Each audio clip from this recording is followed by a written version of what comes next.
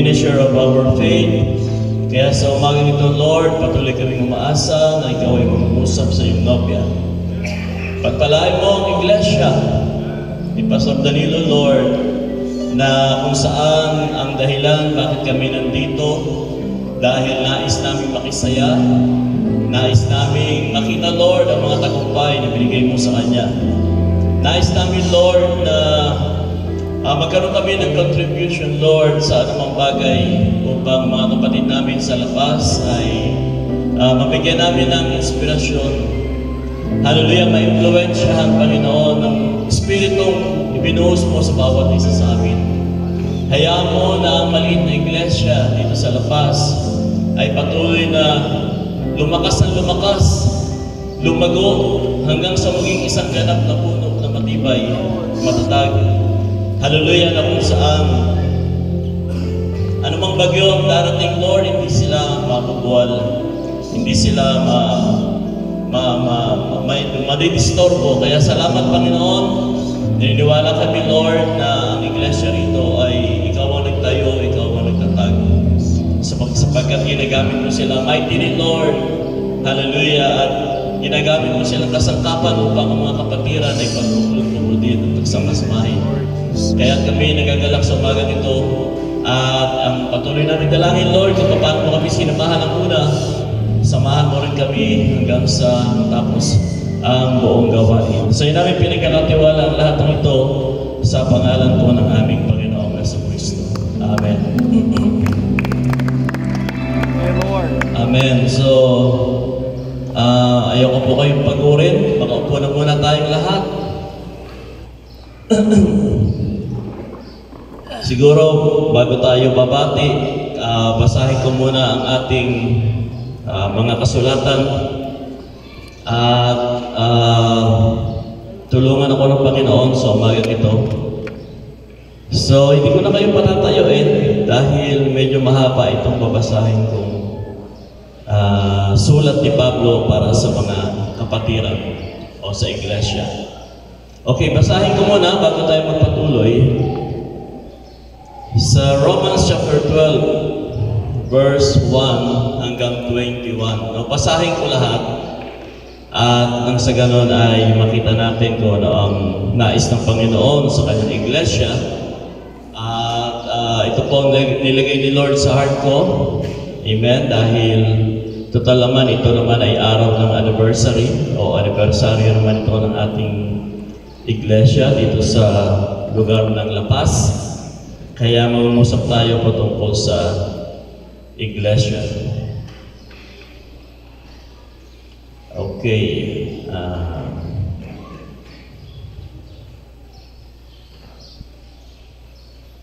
Okay. Verse 1, Romans chapter 12, verse 1. Sundan nyo na lang po ako, mga kapatid. Wala tayong projector. Ganito po ang sinasabi. Kaya nga, mga kapatid, sabi ni Pablo, teka lang, nakikita ko yung aking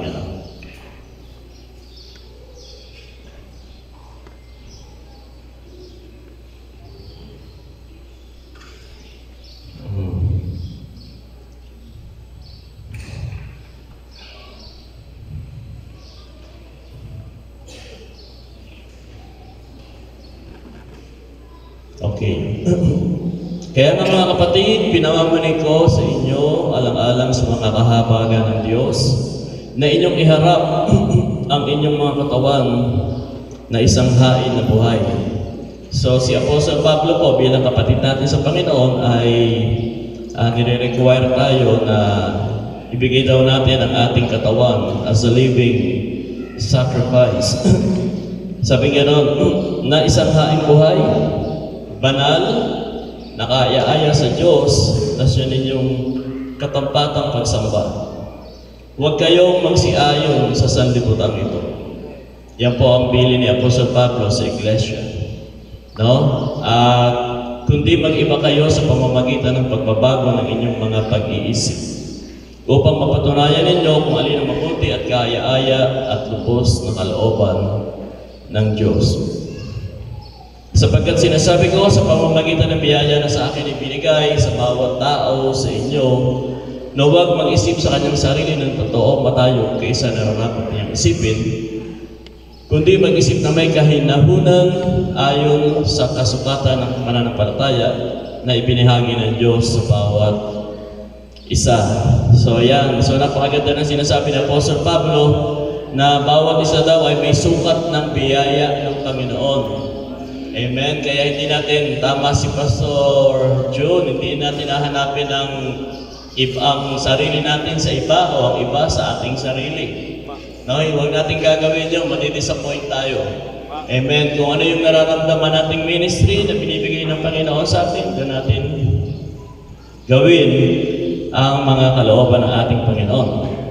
Verse 4, sapagkat kung paano sa isang katawan ay meron tayo maraming mga sangkap, at ang lahat ng mga bagay ay hindi pareho ang gawain. Okay, so itinutulad ni Apostle Pablo ang iglesia ng Panginoon na gaya ng ating katawan na may maraming sangkap, may maraming bahagi, at iba-iba ang kanilang mga gampanin. Gayun din naman tayo na marami ay iisang katawan, we are one body. Amen. Ang tawag sa atin na mensahe, the mystical body of Christ. Amen. So, tayo ang katawan na kung saan ay tinubos ng ating Panginoong Jesucristo. At yamang may mga kaloob na nagkakaiba-iba ayon sa biyaya na ibinigay sa atin, kung hula ay manghula tayo ayon sa kasukatan ng ating mga pananampalataya. Or kung ministeryo ay gamitin natin ang ating sarili sa ating ministeryo, o ang nagtuturo ay sa kanyang pagtuturo. Ang umaaral ay sa kanyang pag-aral, ang namimigay ay magbigay na may magandang loob, ang nagpupuno ay magsikap, ang nahahabag ay magsaya. Okay, pinapatungkulan ni Apostle Pablo ang patungkol sa ministeryo. Ganon din naman daw, hindi tayo pare-pareho ng pagkatawag ng ating Panginoon. No? Katulad sa fivefold ministry, make your calling and election sure, dahil alam naman nating lahat, no, na ang fivefold ministry ay 5 kaloob na binigay dito sa ibabaw ng lupa, especially for the church, at ito ay may kanya-kanyang gampanin. Amen. So ang layunin ng 5 ito ay to perfecting of the saints. Ang pag-ibig ay maging walang pagpapaimbabaw. Kapuotan ninyo ang masama, makisanib kayo sa mabuti. Sa pag-ibig sa mga kapatid ay magmahalan tayo sa kapurihan, ay ipagpauna ang isa't isa ng iba. Huwag mga tamad sa pagsusumikap, maningas sa espiritu, mapaglingkod sa Panginoon. Mga galak sa pag-asa, magtiisin sa kapigatian, magmatiyagain sa pananalangin. Magpadamay o mapagdamay sa mga kailangan ng mga banal, maging mapagpatuloy. Pagpalain niyo mga sa inyo nagsisiusig, pagpalain ninyo na huwag ninyong sumpain. Makigala kayo sa nangagalak, no? Katulad ngayon, araw ng anibersaryo ni Pastor Danilo at ng kanyang buong iglesia, kaya sabi gano'n, doon daw sa mga nagagalak ay makisaya naman tayo. At makiiyak kayo sa nagsisiiyak. No, magganong pala ang katawan ni Kristo, nagdadamayan. Mangagkaisa kayo sa pag-iisip, no? Alam natin lahat na yung pag-iisip na yan ay ang pag-iisip ng ating Panginoong Jesucristo. Huwag ninyong ilagak ang inyong pag-iisip sa mga bagay na kapalaluan, kundi makiayon kayo sa mga bagay na may kapakumbabaan. Huwag kayong mga pantas sa inyong sariling mga haka. Huwag kayong magbayad sa kainuman ng masama sa masama. Isipin ninyo ang mga bagay na kapuri-puri sa harapan ng lahat ng mga tao. Kung maaari, ayon sa inyong makakaya ay magkaroon kayo ng kapayapaan sa lahat ng mga tao.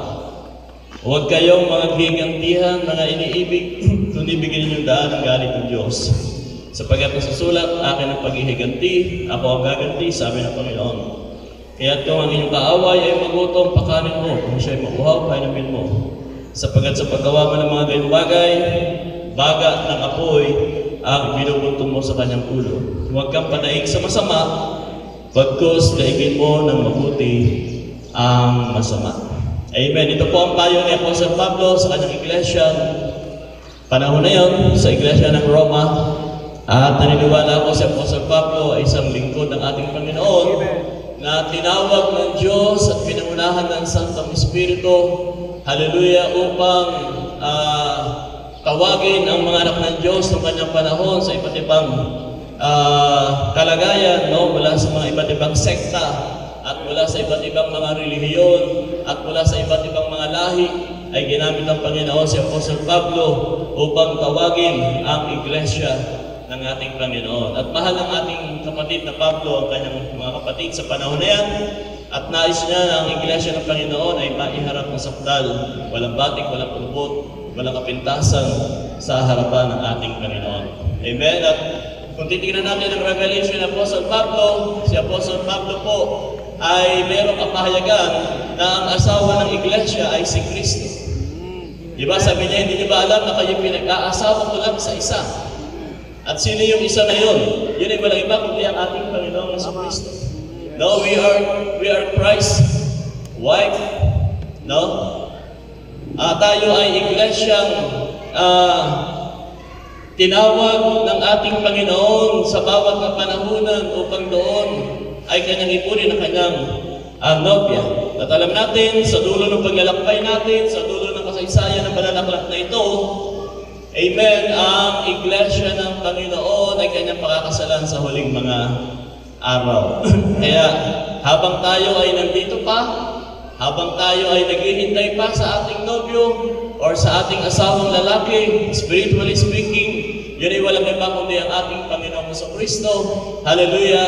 Ang bilin ng ating kapatid na Pablo, amen, ay ingatan natin ang bawat isa. Now, i-consider natin ang bawat isa. Now, ganun ang gusto ng ating Panginoon sa kanyang iglesia. Ayaw ni Lord na ang kanyang iglesia ay may pagkakabaha-bahagi. Amen. Gusto ni Lord ang kanyang iglesia, hallelujah, Ilocano ka man, o Bicolano, o Bisaya, ano pa ba? O ikaw ay Muslim, ano ba ang iyong kalagayan, nais ni Lord, ang kanyang iglesia ay kumikilala sa bawat isa. Naalala ko nung si Pablo ay magpapartake ng communion doon sa Corinto, amen, na kung saan ay may mga kapatid tayo doon, siguro mga baguhan pa lang yun, mga hindi pa nila alam ang salita ng Panginoon. Hallelujah, sa oras ng communion sila ay naglalasingan at nagpapakapusog sa oras ng partaking of communion. So makita natin na sinuway ni Pablo ang ilan sa kanila dahil niwawalan nila ng halaga, no? ang communion. At hindi lang yun, niwawalan din nilang halaga ang pakikitungo o pagkilala sa katawan ng ating Panginoon. At sabi ni Pablo, dahil dyan, marami sa inyo ay mga may masasakitin. No? Meron palang kinalaman ang ating kondisyon o relasyon sa bawat isa. Amen. Ito pala ay may epekto sa iglesia ng ating Panginoon o sa tinatawag na katawan ng ating Panginoon kung ang bawat isa ay hindi kumikilala. No? Sa maliit man o sa malaki. Hallelujah. Sabi ni Pablo, ang sakit ng kalingkingan ay sakit ng buong katawan.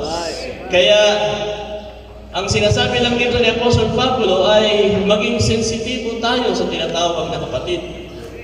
Hallelujah. At kung kinikilala natin siyang kapatid, hallelujah, ang sinasabi ni Apostol Pablo, ibigay natin ang pagmamahal sa kanila. Amen. Kaya happy anniversary, Pastor Danilo. Amen. Nakita ko ang iyong taon ng paglilingkod kay Lord, 4 na taon. Sa natural, sabi gano'n ni Lord, sabi ng prophet natin, natural types spiritual. Kaya kung sa natural natin titingnan itong iglesia, amen, tingin ko may supernatural na nangyayari ngayon. Kasi sa natural, yung 4 na taon, gumagapang pa yan. No? Kaya naglalaro pa yan sa, di ba? Sa mating mga 4 na taon dyan. Yun yata, yung bata yun. 4 na taon ba yun? Ganun pa lang yun sa natural. Kaya ako natawag na may supernatural na nangyari kasi yung 4 na taon ngayon ako nakakita nagmamanage ng buong camp. Parang camp meeting na to.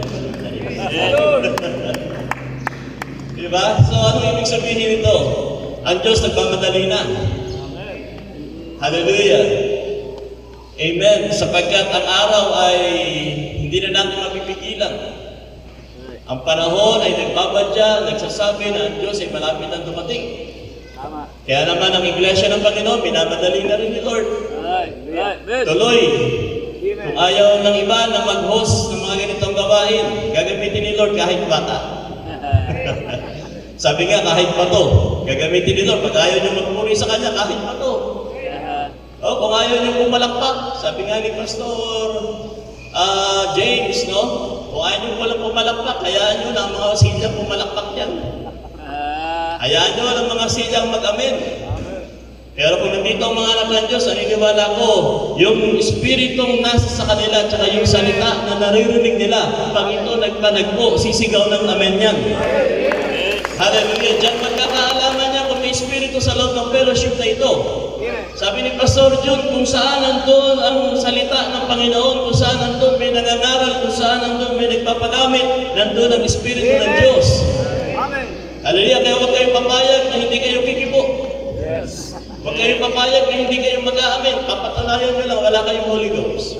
Pag hindi kayo nag-amin. Okay? So, ayan. So, napasalamat din ako. Hindi lang kay Pastor Danilo, hindi sa kanya may bahay din, no, na walang pagod at walang sawa na suportahan si Pastor Danilo. No, teamwork talaga yan, Pastor. Hindi natin yan maiiwasan. Talagang pagka tinawag ng Panginoon ng lalaki, tatawagin din ng babae. Amen? At pagkatulong yan sa ministry, no, sa hirap at sa ginhawa, magkasama yan. Sa mabuti at masamang panahon ay magkayakap ang mag-asawa. No? Dahil ito ay lingkuran ng ating Panginoon at ito ay gawain ng ating Panginoon na kung saan ay naglilingkod tayo para sa iba. Amen? Kaya palakpakan natin ang asawa ni Pastor Danilo. Amen? The pastor's wife of the hour. Of course, andyan din yung mga pastor's wife natin. God bless you din po sa inyo mga asawa ng pastor na kung saan ay wala ring sawa, no? Na naglilingkod sa ating Panginoon kasama ng mga pastor at tinawag. Amen, yung mga asawa nyo. At kung nandito lang yung asawa ko, siguro sasabihin ko rin sa kanya na maraming salamat sa patuloy niya pakikipagtulungan sa akin. No? Actually, sinasabi ko sa kanya yung pag meron kaming pag may pagkakataon ako kahit sa iglesia namin, ay sinasabi ko na mabuti na ako ay nagkaroon ng isang asawa na marunong tumulong, umunawa ng mga gawain katulad nito. Amen? So, sa mga katulad natin, no, nila Pastor Sam, sa Midorano, na kung saan may gawain, no, ay nandun tayo, iniiwan natin ating pamilya. Di ba? Pero dahil sa mga asawa natin, tinawag din ng Panginoon sa ganitong bagay, hindi man sila nakakasama, pero yung suporta naman nila ay talagang ibinibigay nila sa atin. Actually, si Macy's ko ang taga-bili ng ticket. Kasabihin ko lang, meron kaming schedule sa ganito. Okay? At aalamin niya na hindi, at titignan niya na kung saan may promo. At pagka may promo, sabihin niya, ito ang schedule, ito ang oras, at mura lang ito. Ayan, sabi ko, sige, pwede na yan. So magka-teamwork kasi kami. No? Magkasama kami sa gawain. Kaya salamat sa pamilyang Kendala, sa kanilang mga anak. Pagpalain kayo ng Panginoon, Pastor Danilo, at nawa ang Diyos sa patuloy na mag-provide ng inyong mga pangangailangan. Amen. So katulad ng nabanggit ko, amen, mangungusap tayo patungkol sa iglesia dahil kahapon ay napakinggan natin ang mga aralin patungkol sa events and made clear by prophecy na itinuro ng ating mga kamanggagawa. At tayo ay halos nakarating na sa eternity kahapon. Sa ganda ng mga mensahe na narinig natin, hallelujah, ay parang ayaw na natin bumaba. So natin dito sa eternidad. At amen, I believe na mas marami pang magagandang bagay na makikita natin pagdating ng araw. Hallelujah. So yung nasilip natin ay minsan imahinasyon lang natin na nagpapakita na ang ganda ron. Pero sabi ni Pablo, hindi ko may paliwanag kung gaano kaganda yun. Di ba? Nung mapuntahan ni Pablo, siya mismo, nasaksihan niya na. I believe na siya yung ikatlong lalaki na nakarating sa ikatlong langit. Na nakita niya kung gaano maganda ang mga hinahanda ng Diyos para sa iglesia. Amen? So yung mga paglilingkod natin, mga kapatid, pagdating natin doon, para tayong babaeng dumaan sa matinding hilab at kirot ng pananakit ng panganganak. Hallelujah, na minsang mailabas ang bata, hallelujah, ay napapawi ang lahat ng hirap at pagod. I believe na pag nakita natin ang inihanda ng Diyos na paraiso o bagong langit at bagong lupa para sa atin, lahat ng pagod natin ay mapaparang. Lahat ng effort, lahat ng sakit ng damdamin na naranasan natin dito sa baba na lupa, mapaparang ang lahat ng yun. Amen. Yung mga kirot, sakit, hapdi, sama ng loob, naranasan natin dito sa baba na lupa, okay lang yan. Normal yan. Bilang tayo ay tinatawag na human being. Amen. Nandiyan ang 5 inlets ng ating tawag doon, pakiramdam, no? In spirit. Alam natin lahat yun, di ba? Reasoning, affection, and so forth. Hallelujah. So nandiyan yan. Kaya hindi natin maiwasan yung mga bagay na kirot na yan. Pero time will come, sabi ni Lord, pagdating ng araw, hallelujah, pagdating natin doon sa mahabang table, ang lahat ng luha ay papahirin. At sa panahon na yon, wala na tayong maaalala na anumang sama ng loob. Amen, Lord. Lahat doon ay kapatid na. Okay? Pero doon yun. Iba pa rin tayo dito sa lupa. Amen? Parte pa rin ang buhay natin ang makaranas ng kirot dito sa ibabaw ng lupa. At bagamat inutusan tayo ng Panginoon, tumilala sa bawat isa, magpatawaran, magmahalan, suportahan ang bawat isa, gumawa ng may galak ang bawat isa, huwag maggantihan, magtulong-tulong sa pagkatawag. Bagamat iniwanan tayo ng mensahe ng ating kapatid si Apostol Pablo tungkol sa bagay na yan, alam niyo mga kapatid, ang diablo hindi papayag na ang iglesia ng Panginoon ay laging masaya. Meron tayong adversary, meron tayong kalaban, meron tayong kaaway na kung saan hindi siya papayag na ang iglesia ng Panginoon ay laging masayang tunay. Masahin ko lang, tinagalog ko po para sa pakinabangan ng lahat. Nagmamahal sa isa't isa sa lahat ng bagay, sabi ni Brother Branham. Pag-ibig sa isa't isa. Ito po ang payo ni Brother Branham. No? Dito naman sa panahon natin, si Apostol Pablo, narinig natin yung advice niya sa kanyang panahon para sa iglesia na kanyang pinapangalagaan. So ito naman ang payo ni Brother Branham sa ating panahon. Ngayon, ikaw ay isang mahusay, malaki, at matamis na grupo ng iglesia. Amen. So katulad dito ngayon, tayo ay nasa ganitong kalagayan. Hallelujah, ang mga mangangaral natin ay nagpabalas ng mga kaloob upang iparating sa iglesia ang mensahe ng Panginoon. Tayo ay tumulong kalipunan ng nobya ni Kristo at may tamis ng pag-ibig sa ating kalagitnaan. Pero anong sabi ng prophet natin? Ngunit tandaan ang aking babala. Tignan, hindi hahayaan ni Satanas na manatili iyon. Ayan, so ibig sabihin, saan mang pagtitipon ay nandun si Lord Jesus Christ. 2 or 3 gathered in my name, I will in your midst. Pero sinasabi rin ng ating kapatid na si Brother Branham, hallelujah, saan mang may 2 o 3 pagkakatipon, nandun din si Satanas. Yan. Kaya maging mapagbantay tayo dahil kung ang Diyos ay may misyon na tayo ay pag-isahin, ang diablo din ay may misyon na tayo naman ay wasakin. Sabi ni Brother Branham, kung kailangan niyang dalhin ng isang tao upang gawin ang kanyang target, yan. So, ganun daw ang gagawin ni Satanas, magpapadala siya ng agent. Dadalhin niya ang ilang kritiko o hindi mananampalataya.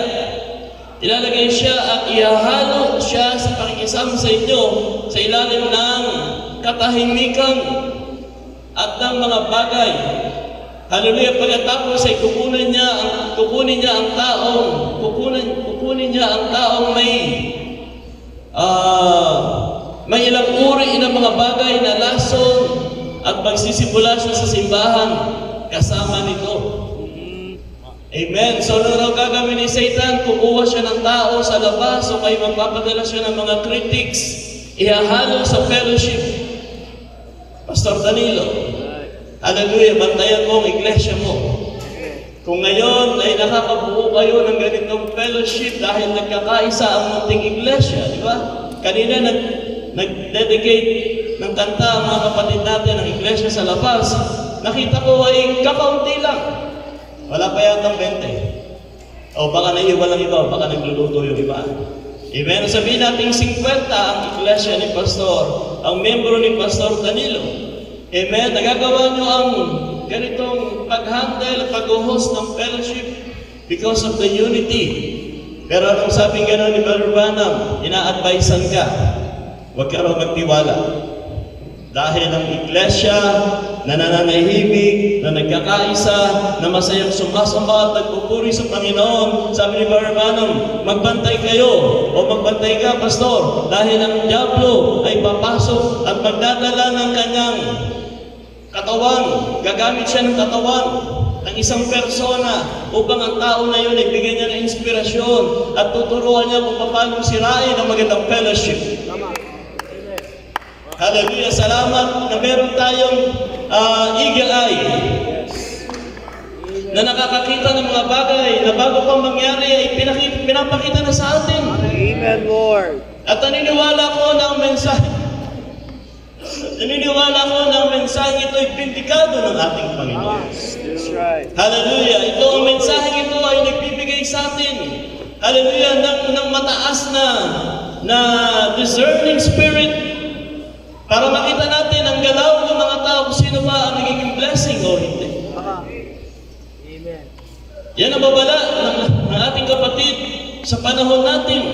Ang diablo ay papasok, si Satanas ay gagamit ng mga kritiko. So, anong sabi nga ng Brother Branham? Pagkatapos ay hindi ka ba, huwag kang makikisama doon. Ayan, sabi ni Apostle Pablo. Or siguro, Brother Branham, sinasabi siguro ni Brother Branham, huwag kayong makikisama doon sa mga pinadala ni Satanas na nag-create ng tensyon. Hindi ka ba walang kinalaman sa anumang bagay? Mananatili kayong tapat at matamis at mabait sa isa't isa. Hallelujah, Lord. Yan ang advice ng ating kapatid. No, kahit na sabihin natin mayroong nakapag-create ng hindi maganda sa fellowship, no, panatiliin na kalmado ang bawat isa. Amen. Panatiliin na may pag-ibig at respeto sa bawat isa. Lord. Amen. Huwag nating hayaan na ang maliit na lason na ibinuhos ng diablo doon sa ating hapagkainan kung saan nagsasalo-salo tayo. Hallelujah! Sapagkat hindi lang sa tinapay nabubuhay ang tao, kundi sa bawat salita ng ating Panginoon. Yan ang ating pinagsasalusuluhan kahit ngayon. Pero ang diablo, sabi niya rin, maghuhulog siya ng munting lason at magkikreate siya ng komosyon at gagawa siya ng kaguluhan, masisira ang ating fellowship. Ang advice ng prophet, huwag kang sumalo doon. Amen. Huwag nating hayaan na ang maliit na problema ay lumalaki sa loob ng church. No? Tayong mga pastor, ginawa tayong tagapagbantay ng ating mga simbahan. Kaya pag meron tayong nakitang munting kaguluhan sa ating mga simbahan, hallelujah, binigyan tayo ng Diyos ng kapangyarihan at kapahamalaan. Meron tayong authority doon sa loob ng ating mga simbahan upang anumang kaguluhan ay maaayos natin kaagad. I believe ang mga pastor, meron silang kapangyarihan upang kontrolin ang lahat ng bagay. Meron silang kakayahan, hallelujah, na ang dalawang pamilyang nag-aaway-away, kaya nilang pagkasunduin. Kapangyarihan yan ibinigay ng Diyos sa mga pastor. Hindi ako naniniwala na hindi natin kaya. Kaya ni Lord yun, kaya mo rin. O kung hindi mo kaya, tutulungan ka ni Lord kung siya nagtayo ng simbahan na yan. Di ba? Hindi papayag si Lord na yung kanyang itinayo ay ibabagsak ng sino mang may dalang espiritu ni Satanas. Kaya naniniwala ko, sabi ni Brother Banam, o sabi ni Nicodemo, pag ang Diyos ang nagtayo dyan, iba lang pwedeng tumibag dyan. Amen? Bakit? Protektado ng Diyos yan. Suportado mo ang langit. Hallelujah. We are the ambassadors of Christ. Hallelujah. Kaya pagka ang Diyos ang nagpadala sa iyo sa lugar na ito ng lapas, tapos ang Diyos ang nagtayo sa iyo dito, at ang Diyos ang nagdala ng mga kaluluwa para sumamba sa Espiritu at sa katotohanan. Amen. Gusto kong sabihin kay Pastor Danilo, kakampi mo ang Diyos. Kasangga mo ang ating Panginoon sa lahat ng gawain. Anumang problema ang pumasok sa loob ng simbahan na yan, o proteksyonan ng Diyos yan. Minsan lang, pinapahintulutan tayo ng ating Panginoon, Pastor Danilo, na minsan pakiramdam natin malayo siya. Minsan pakiramdam natin yung prayer natin, hindi niya dinidinig. Minsan, pag may pumasok na gulo sa loob ng simbahan, pakiramdam natin wala yung anointing. Pero alam niyo kung anong natutunan ko? Ang natutunan ko, tinuturuan tayo ni Lord na magkaroon ng tamang desisyon. Na hindi lahat ay inaasa sa Panginoon. Binigyan niya tayo kasama sa gifts of the Holy Spirit is wisdom. Di ba katulad ni Solomon? Sabi ni Solomon, Lord, pinamahalaan mo ko ng isang bayan. Imbis na kayamanan at kapangyarihan ang hingin ni Solomon, sabi ni Lord, Panginoon, bigyan mo ako ng wisdom. Di ba nakakatawa ang ganda ng pinakitang wisdom ng Panginoon kay King Solomon? Nung nabalita natin, di ba, meron dalawang nanay na sabay na nanganak at namatay yung isang bata at kapwa sila nag-aagawan sa isang sanggol na buhay. Dinala ni Solomon. Sabi ni Solomon, sino ang totoong magulang ng bata? Sabi nila, kami. O ako. Parehong inangkin. At walang nakasaksi kung anong nangyari.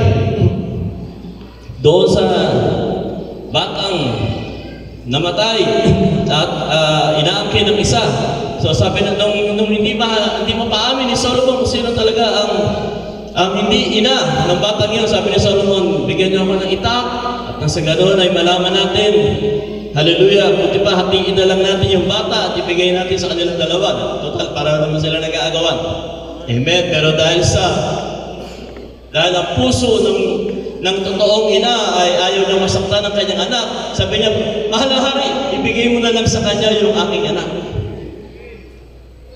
So dahil doon, amen, nakilala ni Solomon kung sino ang totoong ina. So that's what, yan ay isang wisdom na binigay ng ating Panginoon. So I believe ganun din sa loob ng iglesia. Minsan pa hihintulutan ni Lord na magkaroon ng problema, magkaroon ng mga hindi pagkakaintindihan, magkaroon ng mga kaguluhan para tignan ni Lord kung ang kanyang mga pastor marunong humawak ng problema. Dapat ang problema hindi lumalaki. Dapat ang problema pag hinawakan ng mga pastor nawawala, nadidissolve, naglalaho, at yan ay nagiging daan para matuloy ang fellowship sa kalagitnaan. Amen, Lord. Dapat ganyan humawak ang ating tayong mga pastor. Hallelujah, sa anumang problema ang lilitaw sa loob ng church. Ako naniniwala ko, walang church na walang problema. Pag ang church mo walang problema, ikaw ang problema niyan. Naniwala ba kayo ron? Pag walang problema ang church mo, baka yung pastor ang problema. Okay? Tuloy natin ang advice ng ating kapatid. Manalangin para sa taong iyon na siya'y maliligtas din, o ang babaeng iyon, kailanman kung sino ito. Manalangin lamang para sa kanila at ilagay ang isa't isa, ang isa sa isa't isa, at manatili sa iyong pastor. May mga congregation dito. Pagka nagkaroon ng problema, nakikinig pa yung mga miyembro. Parang tapos na yata ako mangusap sa mga pastor. Sa mga miyembro naman, nandun ang mga miyembro. Hallelujah. Pagkaroon mayroong problemang dumating, huwag kayong kakampi sa mga nag-aaway. Huwag kayong makikisali. Dahil pag nakisali kayo sa dalawang taong nag-aaway at nakisali kayo, naku, lalong sasakit ang ulo ni pastor. Lalong sasakit ang ulo ni pastor dahil ang maliit na problema, palaki ng palaki. Kaya ang gagawin ng mga miyembro, pagka meron kayong alam na nag-aaway, tapos may narinig kayong mga bulungan, huwag nyo nang palipatin ng palipatin. Kasi pagka ang maliit na kwento, pag inilipat yan sa isa, tapos inilipat sa isa, ano tawag doon? Relaying the message. Diba? Yung palipat-lipat na kwento, pagdating doon dito, buhay pa, pagdating doon, patay na eh. Ganun yun. Kaya mga kapatid, huwag na kayong makikisali, ha? Pag alam niyo may problema, mga ministro, pag alam niyo may mga problema, silent na lang kayo. Mag-pray tayo lahat. Diba? Pag alam niyo may problema, ang mga kalalakihan sa loob ng church, pray na lang tayo mga members. Nang sa ganoon ay tulungan tayo ni Lord ang mga problema sa loob sa ating mga simbahan ay huwag nang lalaki, huwag nang lolobo. Hallelujah! Dahil, tandaan nyo, sabi ng prophet natin, pag ang kongregasyon nawala ang respeto sa pastor, ang simbahan na yan, guguho na. Babagsak na. Kaya huwag nating hayaan, hallelujah, na ang maliit na problema ay lalaki pa sa loob ng simbahan dahil ang tatamaan nito yung pastor. Kaya dapat tayo mga pastor, maagap din dyan. Huwag niyong itulog yung problema. May mga pastor kasi tinutulog lang problema. Sabi nila, lilipas din yan. O, paglipas yan, kasama ka nilipas yan. Pagka hindi naayos siya na maaga. Diba? Kaya minsan masarap, pero kayong nagiging bisita. Sa loob ng inyong mga simbahan, meron kayong mga misyonaring dumadala, may mga ibang pastor na nangangaral. Kasi minsan may mga pangangaral tayo, pag tayong nangaral, parang nagiging personalan. Pero pagka ibang pastor ang nangaral, tapos wala namang alam sa problema, pero binabanggit lang kung ano yung sinasabi ng mensahe, di ba? Yung takbo ng senaryo sa loob ng iglesia. Hindi naman alam ng pastor kung ano talaga. Hindi naman alam ng pastor na nangangaral kung ano naman talaga ang problema, pero sa pamamagitan ng Espiritu Santo na nakakaalam ng lahat ng bagay at wala tayong maililihim sa ating Panginoon, nangungusap siya sa pamamagitan ng kanyang mga ngaral. Amen, Lord. Amen. Hallelujah. Kaya dito makikita natin mga kapatid, sabi gano'n, kung meron lang tayong alam na naging dahilan na ang iglesia ay nagkaroon ng karamdaman, sabi gano'n ni Brother Branham, ipanalangin natin na yung kaluluwa ng taong yun ay maligtas. Manalangin lamang para sa kanila at ilagay ang isa't isa at manatili sa iyong pastor. Hallelujah! Huwag kayong mawawalan ng tiwala sa ating pastor. Lingkod ng Diyos yan. Ang mga pastor natin, hallelujah, mula sa mga milyong-milyong mga kalalakihan, pinili ng Diyos yan before the foundation of the world. Hindi yan mga pastor na galing sa kung saan seminaryo. Baka meron mga seminaryong pastor dito, hindi ko kayo minamaliit. No? Hindi po masama ang mag-aral sa mga seminaryo. Pero ang sinasabi lang natin, ang pagkatawag sa pagiging ministro ng ating Panginoon ay mula sa Diyos. Hallelujah! Ako nga, ni sa panaginip nga, hindi ko nakita nakatayo ako sa likod ng pulpito. Nung unbeliever pa ako, na naginip lang ako na nasa likod ako ng pulpito, nung believer na ako, nandun ako sa Middle East. Nakita ko yung sarili ko, nag-preach sa napakaraming tao. At nung ako'y nangaral, sumigaw sila ng malakas. Kasabay naman nung pagsigaw ng sala. Alam niyo yung sala? Yung Al-Akbar. Kumbaga, nagdadasal pala yung mga Muslim. Nung marinig ko yung, kasi malakas yung trompeta nila, pag oras ng pagsamba nila sa alas 5 ng madaling araw, tutunog yan at padidinig ng buong syudad. At nung sa panaginip ko, nakakita ko ng mga tao. Tapos ako'y nandun sa harapan at nag-preach. Nung sumigaw yung kongregasyon, yun naman yung sabay ng sigaw nung pagsamba ng mga Muslim. So yun lang yung unang pagkakataon na ako'y nanaginip na nasa likod ng pulpito. Sabi ko sa sarili ko, kung yun ay sa Diyos, mangyayari yun. Kung yun ay Di ba? So, alam natin mga kapatid, ang pagkatawag ay may pindikasyon. Tinawag tayo ng Diyos, mga kapatid, mga kamanggagawa. Tinawag tayo ng Diyos para alagaan ang kanyang iglesia. Amen. Sabi ng Panginoon kay Peter, Peter, do you love me? Sabi ni Peter, yes, Lord, I love you with all my heart. Feed my sheep. 3 beses. Feed my sheep, feed my love. Amen. Hallelujah. Sabi ni Pedro, Lord, alam ko naman kung gaano katapat ang aking puso na ako ay umiibig sa iyo, Panginoon. Then, anong sabi ni Lord? Kung ganoon, Pedro, nung ikaw ay bata pa, kung saan mo gusto pumunta, nakakapunta ka. Pero ngayon, hallelujah, ngunit ngayon, ikaw ay iba na ang magdadamit sa iyo. Parang ganun, ba? Parang iba na ang magdadamit sa iyo. At kung saan hindi mo ibig, doon ka pupunta. Tama. Sino ba yung nag-preach? Pastor Mark ba yun? Hindi po madaling maging pastor. Baka akala ng iba, ang sayang maging pastor. Sipin nyo, 50 anos pa lang ako, puti na po.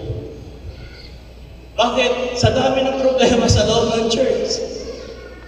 Gusto ko nang umayaw, di naman ako makaayaw. Alam ko, hindi lang ako nakaranas ng ganyan. Tama. Marami akong kasama na umabot sa ganyang kalagayan. Lord, ayaw ko na. Pero sabi ni Lord, my grace is sufficient for thee. Amen. Ayaw na natin. Pero sabi ni Lord, kaya mo yan kasi kasama mo ko. You see? So makita natin mga kapatid, hindi tayo ang gumagawa ng ministeryong ito. Ang Diyos ang may akda ng lahat ng ito na nangyayari sa buhay natin. Ayaw natin ito, meron tayong kanya-kanyang pangarap. Yung iba graduate ng engineering, yung iba graduate ng abogasya, teacher, kung ano-ano man. Di ba? Pero at the end, bago matapos ang buhay natin dito sa Papa ng lupa, nagigising na lang tayo, mga manggagawa na pala tayo ng ating Panginoon. Si Pastor Tim, kare-resign lang yan sa kanyang trabaho. Kare-resign niya lang. At tila baga palalim ng kanyang nararamdaman sa pagkatawag ng Diyos sa kanya. Hallelujah. Amen. Na kung saan sapat yun para bigyan siya ng lakas ng loob na i-sacrifice niya ang kanyang profesyon, ang kanyang trabaho. Samantalang alam niya na meron siyang mga anak, may asawa. Hallelujah, na pag tumaing, bilang tayo ay ama, kailangan natin i-provide yung kanilang pangangailangan. Dito mo malalaman ngayon kung sino ang Diyos mo talaga pag nag-resign ka na sa trabaho. Amen. Pero hindi naman siya totally nag-resign, meron pa rin yata siyang part-time job. Amen. So, nakita niyo mga kapatid, sabi ni Brother Branham, pag ang Diyos tumawag sa iyo, ang Diyos ang magpo-provide sa iyo. At sino ang gagamiting provider ng pastor? Hindi naman nagpapaulan na si Lord ng mana galing sa langit. Alam niyo kung sino ang gagamitin ng Diyos para sa mga pastor? Hallelujah, na naglilingkod sa kanyang kabasahan? Ang mga miyembro. Nakikinig ba yung mga miyembro? Hallelujah. So kung marinig yung amen ng mga members, kayo ang gagamitin ni Lord. Parang babaligtarin natin ang senaryo. Sa literal na mag-asawa, ang lalaki ang magpo-provide ng pagkain sa loob ng bahay. At ang babae ang siyang mangangalaga. Pero pagdating sa ministry, sabi ni Lord sa kongregasyon ng Israel, subukin niyo ako sa bagay nito. Pag hindi ko provide ang lahat ng pangangailangan sa inyong tahanan, I will open the windows of heaven. Sinabi niya yun sa kongregasyon. At alam natin ang eksena, sa 12 tribes, hallelujah, isa doon ay pinili ng Panginoon, binukod niya ang mga Levita para mangalaga sa templo ng ating Panginoon. At yung 11 katipo ng church, ay pinagtrabaho ni Lord sa mga upasan, sa mga lupain, ay pinigay nila ni Lord na mana, at doon sa lupain na yun, na kanilang pinagpagalan, doon nila kukunin ang 10 bahagi para sa iglesia.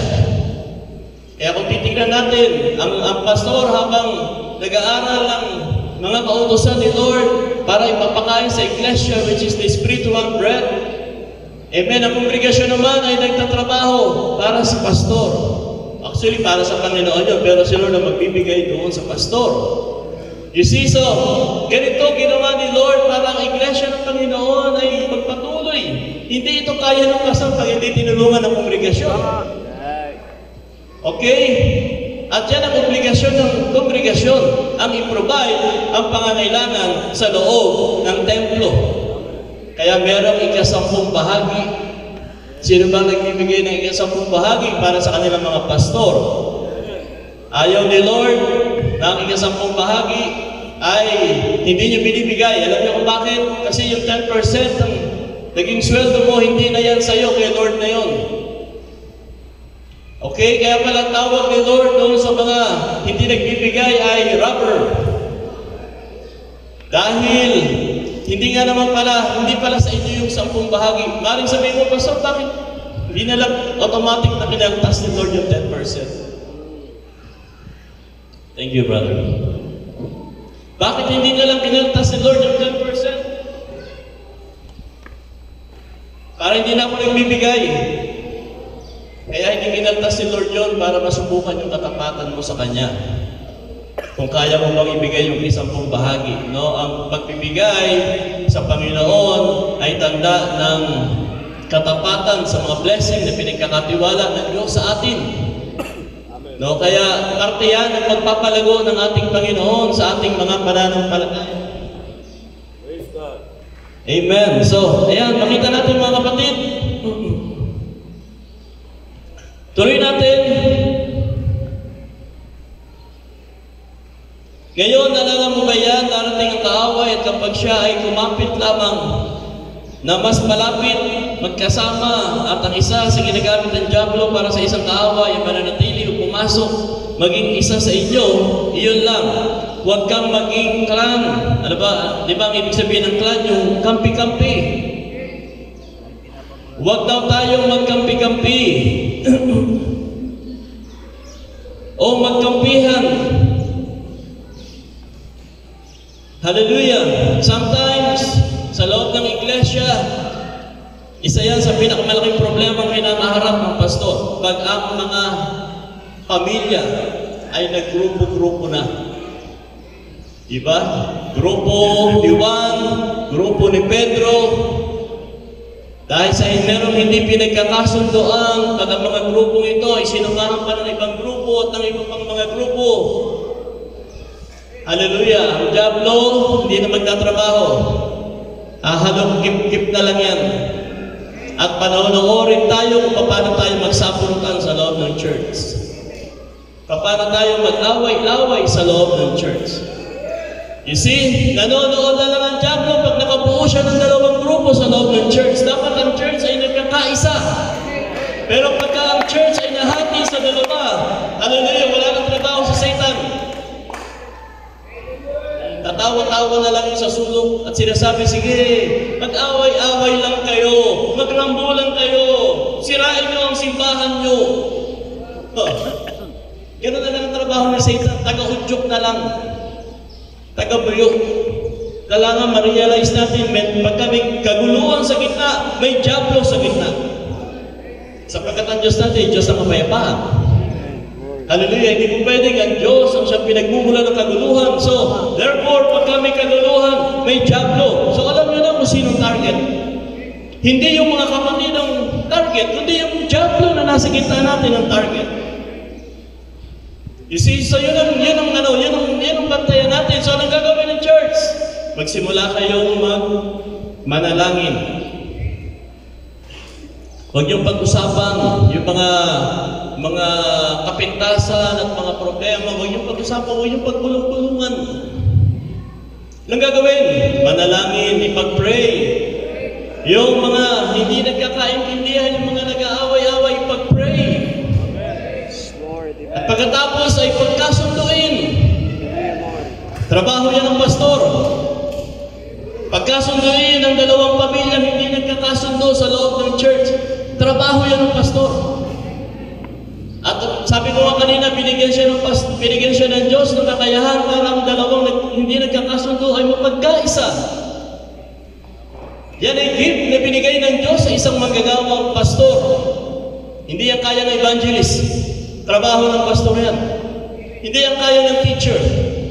Sa loob ng iglesia, pastor lang ang may kakayahang mag-solve ng dalawang problema.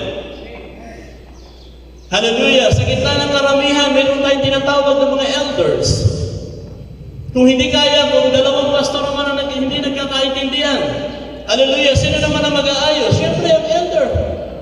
Sino yung elder ngayon? Yung nakitaan natin nung walang kapintasan na lumakad ng matuwid sa Ebanghelyo ni Kristo. Hallelujah! Siya yung tatayo sa gitna at pagsasabi, mga kapatid, ayusin natin ang problema. Di ba? Alagay man ang Diyos ang bumaba sa gitna natin. Hindi. Gagamit siya ng tao. Gagamit siya ng persona at yung persona na yan ay magiging bibig ng Diyos. Kapag ang Diyos ay nagsalita sa tao na yun, marirecognize ng dalawang pastor o dalawang pamilya na ang Diyos ang nagsasalita sa kanilang kalagitnaan. Hallelujah! Lalo na pumuspos ng Espiritu Santo ang mga kalalakihan na yun. Sino man sila? No? Tao lang tayo. Kasama tayo sa bahagi ng mga problemang dumarating. Pero nandyan sa gitna natin ang Espiritu ng Diyos. Nandyan sa gitna natin ang salita ng Diyos. Siya yung may kakayahan para ibalik ang harmony, ang sweetness sa loob ng fellowship. Hallelujah! Kaya mga kapatid, mga members, kilalanin niyo ang tinig ng inyong pastor. Diba? Sabi nga ng book of John chapter 10, my sheep know my voice. Alam ni Lord yun. Alam ng mga tao yun. Hallelujah, na tinig ng pastor nila ang, alam nyo, minsan, humaba ka ng problema sa church. Dalawang pamilya. Pilit kong, bilang pastor, tumayo ako sa gitna nila, inayos ko yung problema. Abay, pareho na hindi sila nakinig sa akin. Alam nyo, si Lord, sabi ng prophet, warning before judgment. Hindi naman judgment papunta sa impyerno. Pero ang Diyos natin marunong mamalo. Di ba? Marunong mamalo si Lord. Ang katuwiran ko, Lord, ikaw naglagay sa akin dito, gagampanan ko trabaho ko, pero pag hindi ko kaya, bahala ka na. Binibigay ko kay Lord, Brother Danilo, ang problema, binibigay ko kay Lord pag hindi ko kaya. Kasi parang hindi nakikinig. So sabi ko, Lord, ginawa ko na lahat ng paraan. Pinatawag ko na sila, pinag-usap ko na sila. Ako na mismo nagpakumbaba sa harapan nila, mag-reconcile lang sila. Kaso ayaw nila, Lord. Ngayon, alam niyo ba, under the leadership of your pastor, hanggat pinapanalangin kayo ng pastor nyo, kahit ang Diyos, hindi kayo basta galawin. Kino-consider niya yung kanyang manggagawa. Pero pag ang pastor nyo ay nanahimik na at ayaw na kayong ipag-pray dahil sa katigasan ng ulo nyo, diyan nakikilos ang kamay ng Panginoon. Okay? So yung dalawang pamilya na nag-away sa harapan ko at hindi nakinig sa akin, si Lord ang tumarabaho. Ano nangyari? Ayun, muntik nang ikamatay ng dalawa. Yung dalawa mismo na nag-away, parehong naharap sa malalaking aksidente. Sino yun? Ako ba yun? Hindi na ako yun. Ang Diyos na yun na tumawag sa akin para mag-alaga naman ng iglesia. Kung meron tayong pastor, meron pa tayong isang pandakilang pastor na tiniwalay ba kung ang ating Panginoong Diyos. Hallelujah! So, ginawa ko yun kasi naintindihan ko, hindi ko naman tupa itong mga to. Tama ba? Hindi natin tupa yan eh, yung mga yan. Hinire lang tayo ni Lord para alagaan yung tupa niya. Tupa ni Lord yan. Lahat ng yan na nasa paligid natin, mga tupa ni Lord yan. Tayo ay mga tagapag-alaga lang.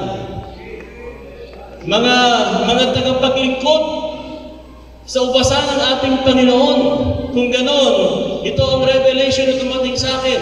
O hindi ko pala kayo tupa kayo ni Lord. Hindi ko kayo pwedeng saktan kasi tupa kayo ni Lord. Hindi ko kayo pwedeng parusahan, paluin, hagupitin. Hallelujah! Siguro disiplinahin, pwede. Pero sa minor discipline, pero yung durugin ko yung pagkatao mo, hindi ko gagawin yun. Bakit? Kasi tupa ka ni Lord. Pangalawa, nobya ka ni Kristo. Nobya kayo ni Lord. Ako, tagapaglingkod, o pwede ko bang hagupitin ang nobya ni Kristo? Kayo ba, papayag kayo yung asawa nyo hampasin ang katiwala ninyo? Hindi, di ba? Ganun din si Lord. Nasasaktan din siya pagka ang mga pastor na niligay niya sa likod ng pulpito na mag-aalaga ng kanyang iglesia ay sobrang magparusa. Meron kasi akong mga kilalang pastor, imbis na feeder, ay nagiging bitter. Tama. Imbis na tagapagpakain ng salita ng Diyos para darating si Lord, pagbalik niya matatapaan tupa, aba, yung kanyang mga hinar na tagapaglingkod ay tagahagupit ng tupa ni Lord. Kaya pala, hirap na hirap mag-amen kasi bugbog sarado na eh. Kaya pala, malulungkutin ang mga tupa. Wala nang revival. Tama. Kasi yung mga pastor, imbis na pakainin ng tama, dalahin sa green pasture ang kanyang mga tupa, hallelujah, ay walang ginawa kundi hagupitin, hampasin, haluin, sermonan, pagalitan sa likod ng pulpito. At ang ipapakain pa galing sa YouTube.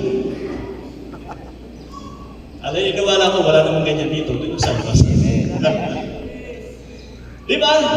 Ang salita ng Diyos ay dapat nagmumula sa mensahe. Sa uling panahon, ito dapat ang pinapakain sa iglesia. Ito dapat ang inihahalin ng mga manggagawa sa ating Panginoon. At salamat sa Panginoon dahil ang mga manggagawa natin dito ay babad sa mensahe. Hallelujah, na kung saan bigay ng ating Panginoon sa kapanahunan.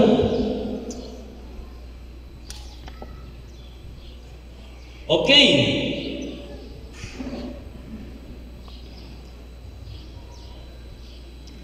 Amen. So nakita natin mga kapatid, ayaw ng Diyos hanggat maaari, o ang advice si Brother Bano, walang kampihan.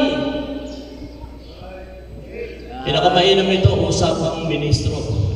Pagka may problema. Diba? At magpakalalaki tayo pare-pareho.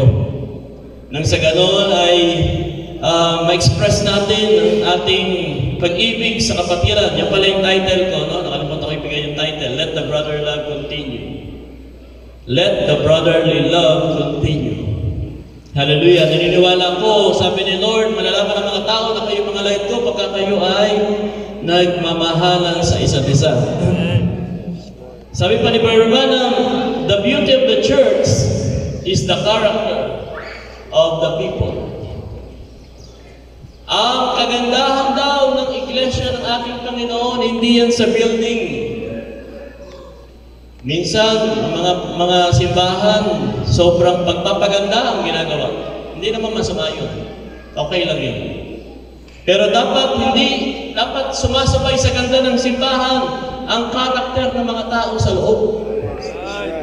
Sayang ang magandang simbahan pag ang ugali ng mga tao sa loob ay hindi magmamatch sa ganda ng simbahan nila. Dapat kung ang salamin mo ay kung ang simbahan mo ay yari sa mga salamin, no? Dami mga simbahan gaganda, mayari sa salamin. Dapat ang buhay ng mga tao ay parang salamin. Transparent. Walang sikretohan. Diba?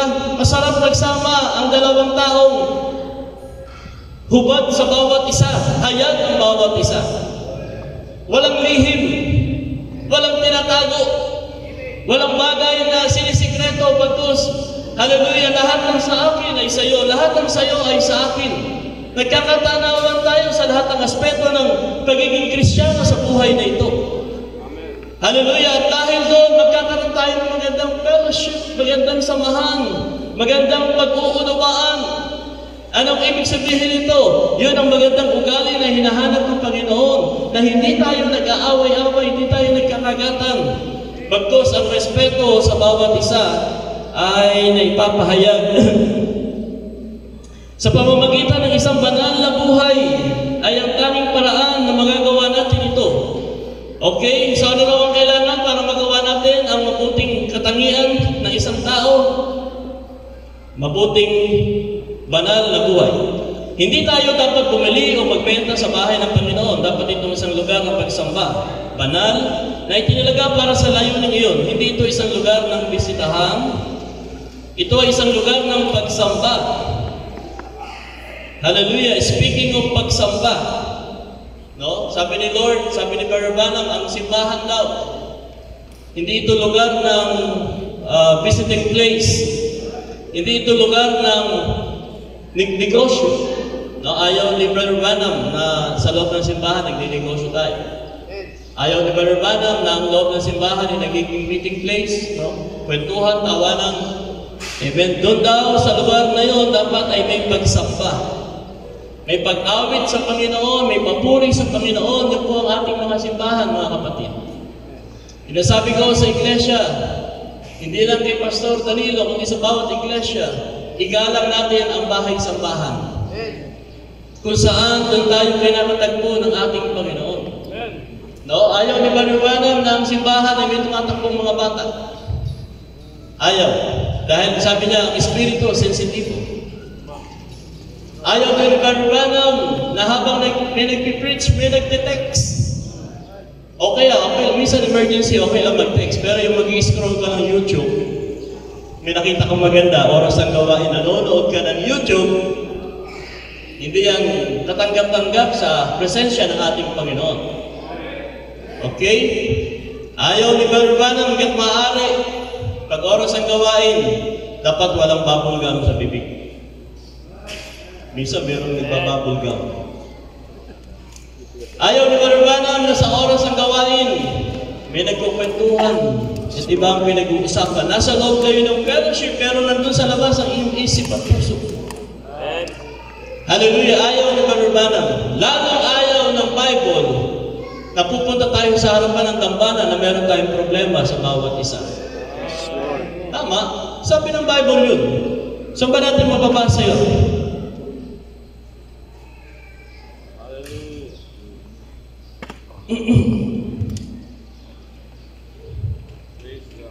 Subukan ko lang hanapin. Kung sinave ko na yan.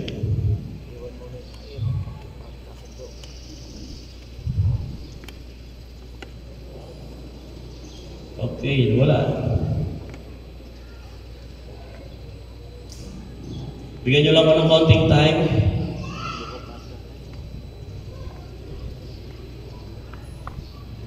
Oy, nasaan ka na?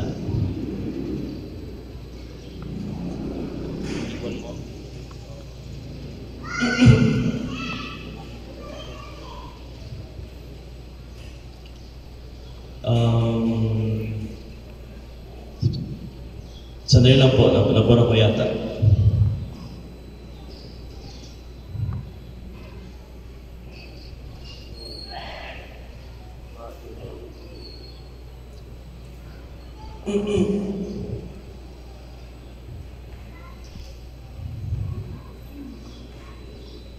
Hallelujah. So, importante po ito mga kapatid, kaya bigyan ko lang ng time paghahanap. Hindi ko na makita dito sa aking outline. Are, Pastor, ang iyong Baka napindot ko kanina. hain sa dambana? Oo, yung tungkol sa bago tayo maghahain ay puntahan muna natin yung ating mga kapatid na may katampuhan. Matthew chapter 5. Matthew 5. Chapter 5, verse 23. Matthew. Ayan. Okay, so nung mabasa ko ito mga kapatid, meron akong natutunan, no? Kahit na ako ay matagal lang nagpe-preach. Pero sa patuloy nating pagbabasa ay patuloy tayong binibigyan ni Lord ng kaunawaan sa maraming bagay. So, Matthew chapter 5 verse 23.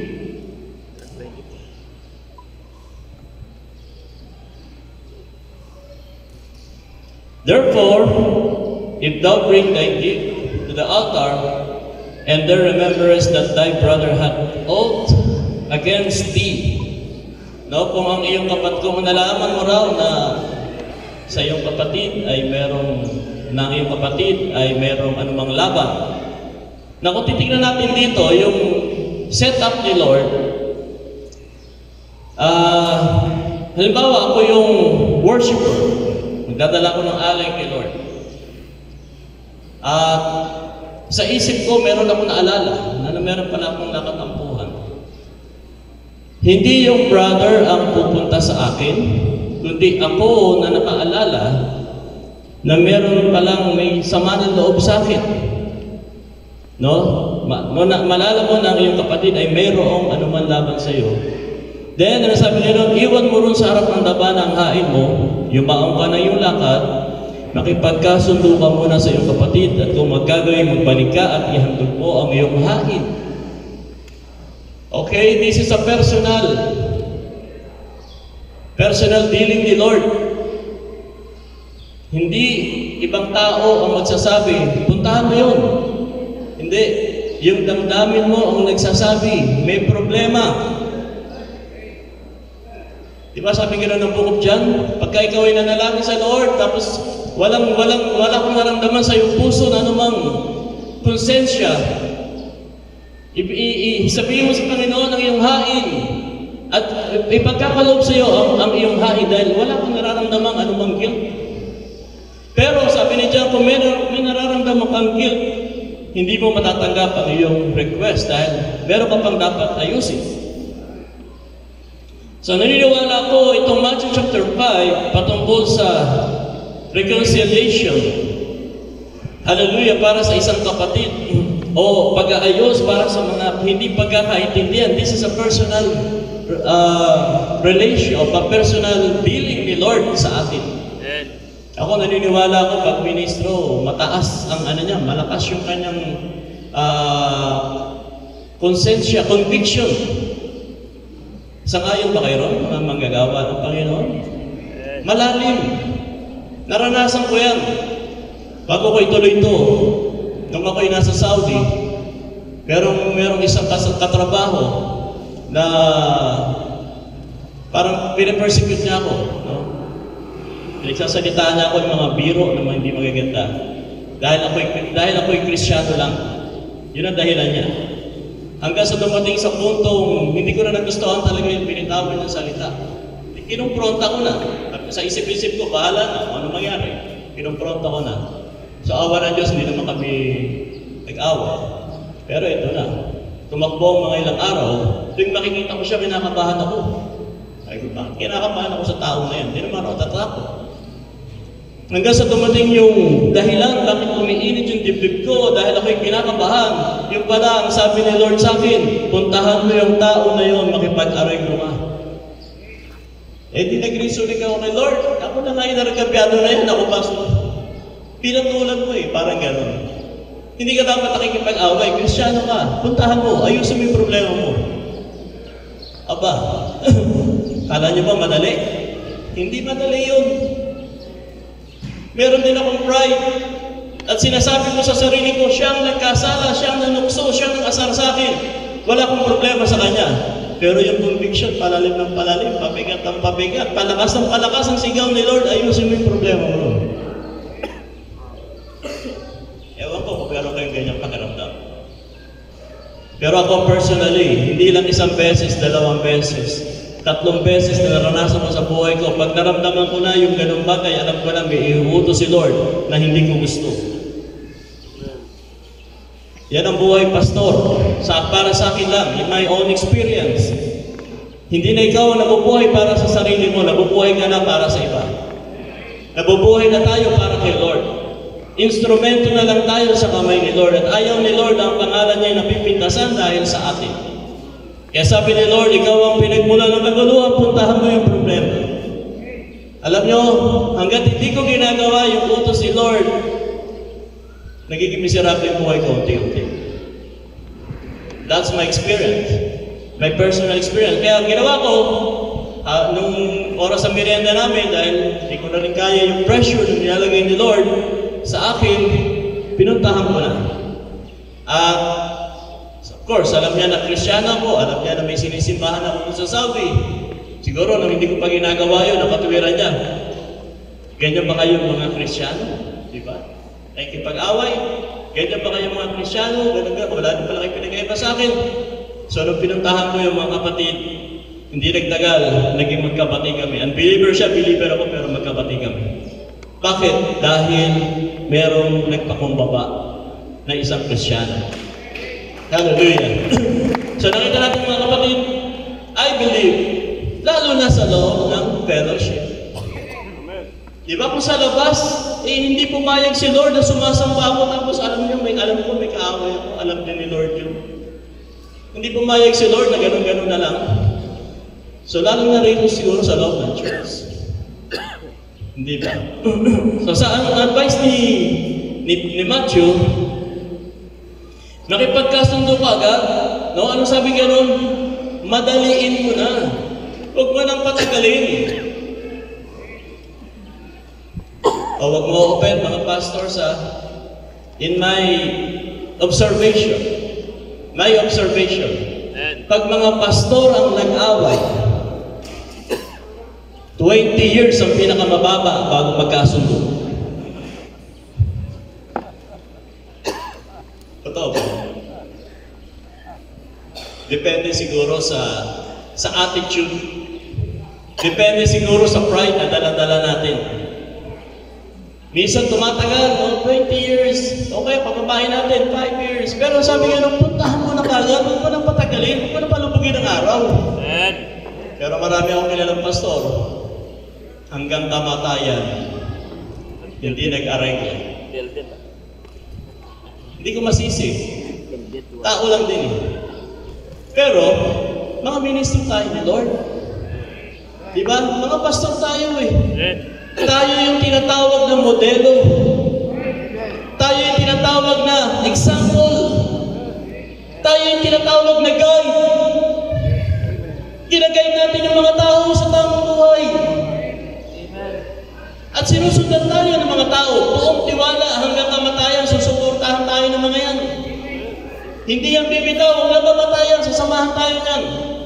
Kaya kung ano yung pinamumuhay natin, ganun din sila. Kaya sabi ni Lord, kung saan nahulog ang mga bulag, doon din pupunta ang mga bulag. Bakit? Follow the leader yan eh.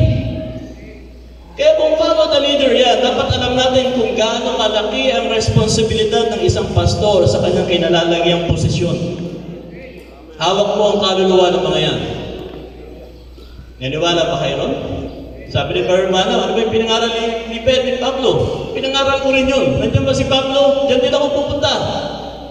So, paano kung naligaw tayo at hindi natin nagay na tama ang ating mga membro? Hallelujah, pananagutan natin kay Lord yun.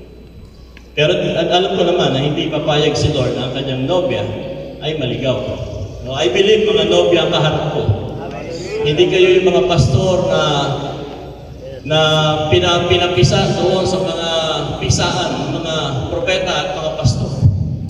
Diba? Hindi tayo galing doon. Before the foundation of the world, tinawag ka na ni Lord na manggagawa niya, in-ordain ka niya, in-appoint ka niya sa ministers of His Gospel. Kaya naniniwala ko, kaya natin gawin ang bagay na ito na mamadaliin natin kung meron bang mga problema kinakaharap. Madaliin natin dahil ang panahon ay malapit na. Ang Diyos ay darating na. Amen. Bakit? Dahil ang iglesia ay nangangailangan ng revival sa panahon ngayon. Ako, alas 12 na pala. Konti na lang. Hallelujah. Okay, so ito ang gusto kong iparating. Iwan mo sa harapan ng tampana ang hain mo, yumaon ka ng iyong lakad, makipagkasundo ka muna sa iyong kapatid at kung magkagayon magbalik ka, ihandog mo ang iyong hain. Alam na natin yan. Ito ang isang bagay na sinasabi kong natutunan ko. Bakit sinasabi ni Matthew na madaliin nyo? Huwag yan ang patagalin ko pero hindi pagkakaintindihan. Sabi ni Matthew, makipagkasundo agad sa iyong kaalik, samantalang ikaw ay kasama niya sa daan habang naglalakad kayo. Hindi kayo nagpapansinan. Merong Cold War. Di ba? May Cold War. Walang pansinan. Papunta kayo sa fellowship. Sabi ni Matthew, samantalang ikaw ay kasama sa daan, baka ibigay ka ng kaalit mo sa judge. Sa natural, pagka ako ay may reklamo sa isang tao at hindi siya nakipagkasundo sa akin, meron akong hinahabol sa kanya, meron akong reklamo sa kanya. Pag hindi siya nakipag-usap sa akin ng maayos, anong gagawin nyo? Pupunta ka sa barangay. Pataas ang pataas yan. Mula sa barangay, sa city hall, sa court, higher court. Sabi nga rin, baka makarating sa hukom ang reklamo. natin? Ang Diyos. Baka magsumbong yung kapatid mo sa Diyos, sabihin, Lord, yung kapatid ko ganitong ginawa. So anong sabi ni James? Makipagkasundo ka kagad sa daan, baka ibigay ka ng kaalit mo sa hukom, at ang hukom natin ay ang Diyos, at ibigay ka ng hukom sa punong kawal, at ipasok ka sa bilangguan. Hihintayin pa ba natin ang Diyos ang pumatol sa atin? Hihintayin pa ba natin na ang Diyos ang mangusap at gumawa ng aksyon dahil lang sa reklamo ng iyong kapatid?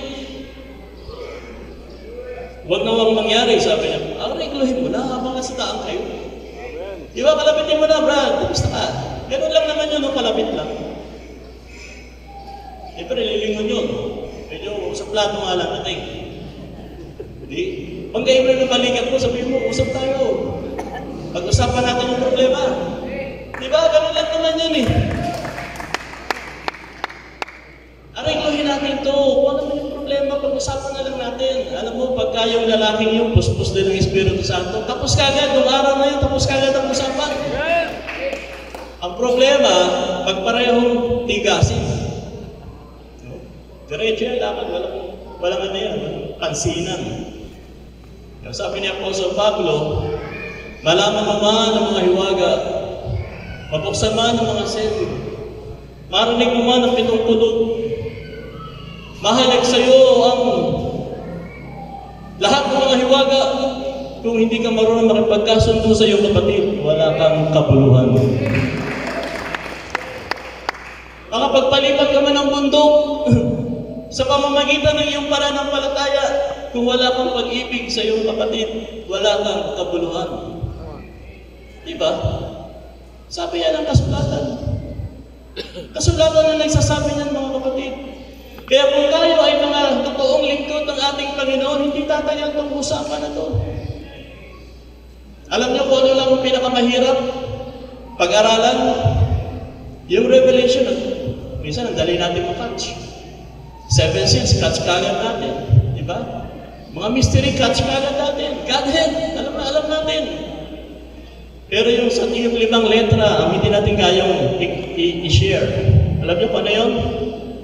S-O-R-R-Y.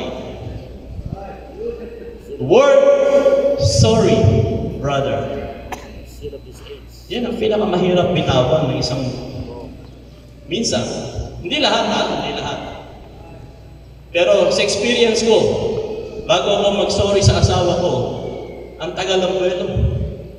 Bubuelohan ko talaga. Bago ako masabi sa Lord, sorry, nagkasala ako sa'yo. Diba? Sabihin mo sa anak mo, anak, pasensya na, hindi ko sinasadya yung nasabi ko. Ang hirap nating gawin, pero kailangan nating gawin. Dalawa ang obligasyon natin sa buhay na ito, ang mag-sorry, tsaka ang magpatawad. Dapat dalawang yan, meron tayo yan. Dahil pag wala tayo yan, hindi tayo Kristiyano yan. Si Lord nga, nandun sa krus, habang duguan, may meron siyang patong na tinik na korona sa ulo. Dinuraan siya sa mukha, sinipa, tinadyakan, nilait, tinawag na anak sa labas. Lahat na. Pero pagdating niya sa krus, bago siya nalagutan ng hininga, nung araw din na yun, sabi niya, Lord, forgive them. Meron akong kwento ni Barumano. Sabi ni Barumano, nagmamadali siya dahil ipagpipray niya yung isang kapatid doon sa kabilang bukid yata. Ngayon, sa pagmamadali niya, pag dinaanan niya yung tamang daan, tatagal. Kaya tinawid niya yung gitna ng bukid. Nasa kalagitnaan siya, nung maalala niya, ay, oo nga pala, meron palang killer bull na nakapatay lang isang araw. Dito dinala. E nung pagtingin ng gano'n, yung killer bull, gising na. At umuusok na yung ilong at nagkinakalpot na yung lupa dahil aatakihin na siya. Alam niyo kung anong sabi ng prophet? Pinirich niya sa God projected His love. God projected His love. Kinuha niya yung baril niya bilang tao, wala. Nakalimutan niya yung baril niya sa service truck niya. Okay? At wala na siya magawa kundi abangan yung atake ng buffalo. Pero biglang meron daw bumalot sa kanyang isang presensya ayon sa kanyang patotoo. At imbis na tumakbo siya, o gumawa ng hindi maganda laban doon sa bull, kinausap niya yung bull. Sabi niya, bull, pasensya ka na, nagmamadali ako. Isa akong lingkod ni Lord, kailangan kong umalis, kailangan kong dumaan dito dahil may pagpipray akong anak ng Diyos. Kaya, killer bull, patawad, sorry. Sabi niya rin sa killer bull, sorry killer bull. Hindi ko gustong istorbohin yung pagkakatulog mo. Nagmamadali lang ako. Alam niyo, yung hayop na walang kaluluwa, yung hayop ang walang kaluluwa. Nung mag-sorry ang totoong lingkod ng Diyos na puspos ng Espiritu Santo, yung galit ng bull dahil nandun siya sa teritoryo niya, umuusok yung ilong at kinakahig na taatake na, biglang kumalma. At ang sabi ni Barbanam, nahiga ulit doon sa kanyang higaan. Alam niyo kung ano yung narinig ng bull? Sorry. Sorry kasi si Brother Branham. At yung bull na walang kaluluwa, marunong magpatawad. Sana all. Amen. Sana all! Buti pa yung bull, magpapatawad. Tao. At si Brother Branham bilang leader natin, nagpakita ng kababaang loob. Hallelujah. Hayop na walang kaluluwa, walang ganong halaga. Second, sa creation ni Lord, mas mataas ang tao sa hayop. Pero nagawa ni Brother Branham humingi ng tawad doon sa naistorbo niyang killer bull. So because of God's divine love, doon sa gitna nila, hallelujah, ang hayop ay nagawang magpatawad sa isang taong palagay niya nagkasala sa kanya. Kung nagawa yun ng bull, hindi ba kayang gawin ng nobya ni Kristo? I believe, kaya natin yun. Bakit?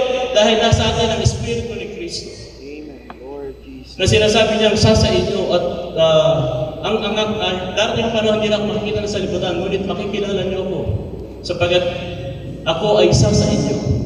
You see, the Spirit of the Lord dwelling, hallelujah, in His bride.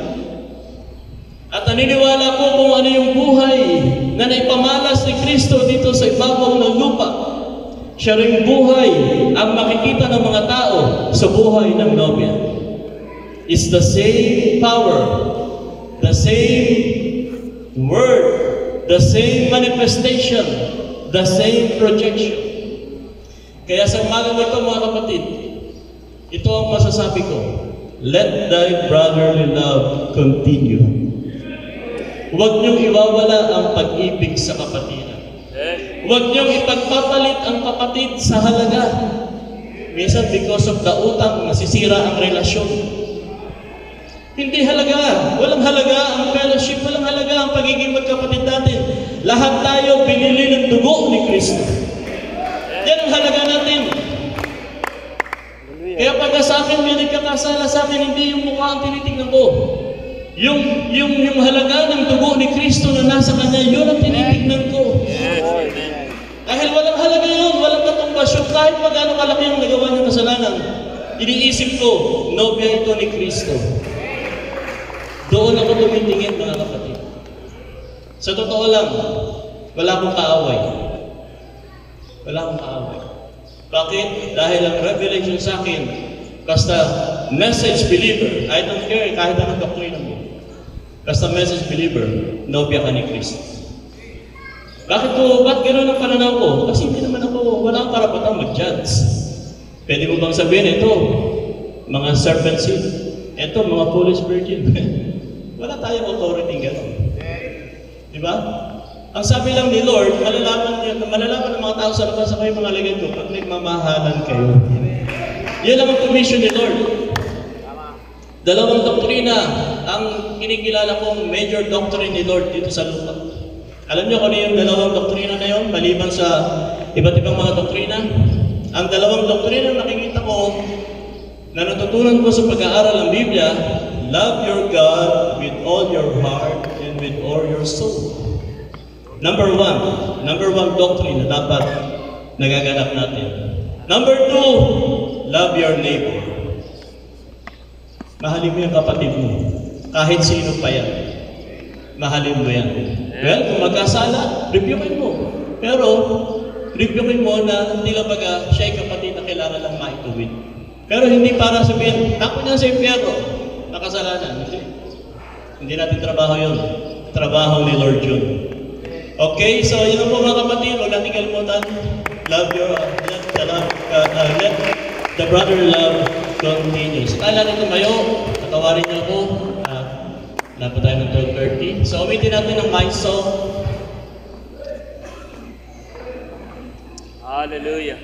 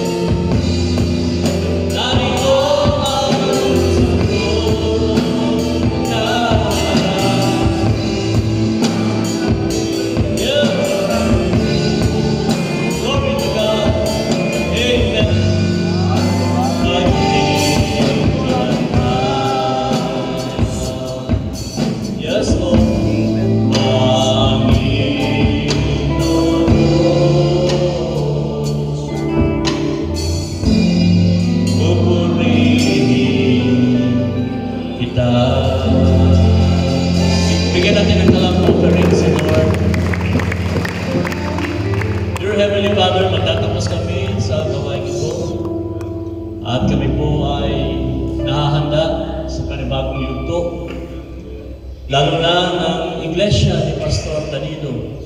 Pagkatapos ng anniversary nito, Lord, maasa ko, Lord, na ang Iglesia nito ay patuloy mong pagpapalain, patuloy mong palalakasin, palalaguin, Panginoon, maging sa bilang ng mga kapatiran, Lord, ay dagdagan mo.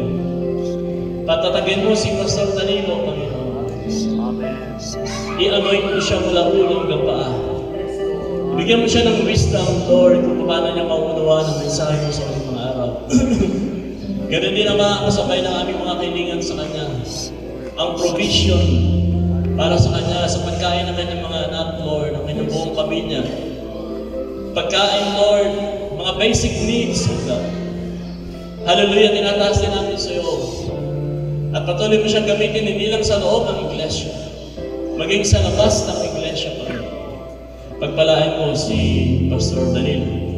Ikaw ang siyang umawak sa kanya. Naniniwala kami, Lord, tinawag mo siya para sa lingkuran. Kaya't habang narito kami, Lord, sama-sama kami nananalangin sa iyo, tinataas namin sa iyo si Pastor Danilo ng buong Iglesia.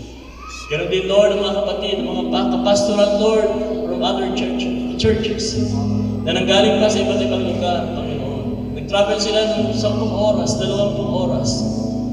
Hallelujah, makarating lang sa fellowship na ito, Lord, maging kalakasan lang ng Iglesia ni Pastor Danilo. At bawat isa. Ama, kung paano mo iningatan kami sa pagparito, nakarating kami ligtas at payapa. Dalangin din namin, Lord, ingatan mo rin po ang bawat isa. Hayaan mo na ang mga anak mo, Lord, ay mapuwi sa kanilang mga pamilya, Lord, na walang aberya, walang problema. Tinataas din namin sa iyo, Lord, ang weather forecast na kung saan ay mayroong malakas na bagyo na paparating at ang mga kapatid sa norte o sa Luzon ay maaaring maabala, masira. Ama, dalangin namin kung maaari. Durugin mo ang bagyo, Panginoon. Yes. Habang nagkakaisa ang mga anak mo sa panalangin, hinihiling namin durugin mo ang bagyo na hindi na tumama ito sa lupa. Proteksyonan mo aming mga kapatid, Lord. Ingatan mo sila sa anumang lakas ng hangin o tubig. Ngayon naniniwala kami, Lord, ikaw ang Diyos sa Creator ng lahat ng bagay. Kaya't aming hinihiling, Lord, ang kapayapaan. Hallelujah. Pawiin mo ang takot at bigyan mo ng lakas ang loob ang mga anak mo na nandiyan ka lang. Salamat po, Ama, maging sa lahat ng mga naging instrumento sa gawain ito na ginamit mo. Ang bulwagang ito, Panginoon, sa ilalim ng pamumuno ng Mayor. Pagpalain mo sila, Panginoon. Balik mo ng marami ang kagandahang loob na binigay nila para sa amin. Alam ko, hindi sila mawawalan ng kanting. Kaya sa iyo namin binabalik ang lahat ng papurit pagsamba sa pangalan ni Kristo Jesus at ang aming mga dalangin. Amen. Amen.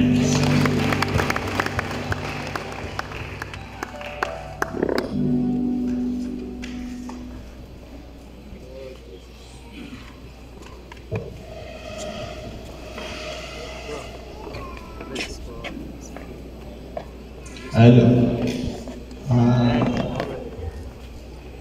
Nakakaon ba ang tanan? Nalapas sa oras ng isang kira. Karong last man na MC siya na mga nunugin duway ka. May last na ni. Kandam na mo ang mga kalan ng mga iksoon. O naayang nyo iksoon. Mr. Nining, kontak na nasa ipa-pre-request. Walang naglisod si daw ginhawa. Nagtawag sa iya nga asawa sa iyang anak mag-pre-request daw nga takto ta nga kitang tanan ko mag-aumpo na kung kayo nga Ginoo, di ba? Na nga itong i-tuglan sa Ginoo iyang ibati karon ang isang tuwa man siya sa asa siya karon? Kalookan?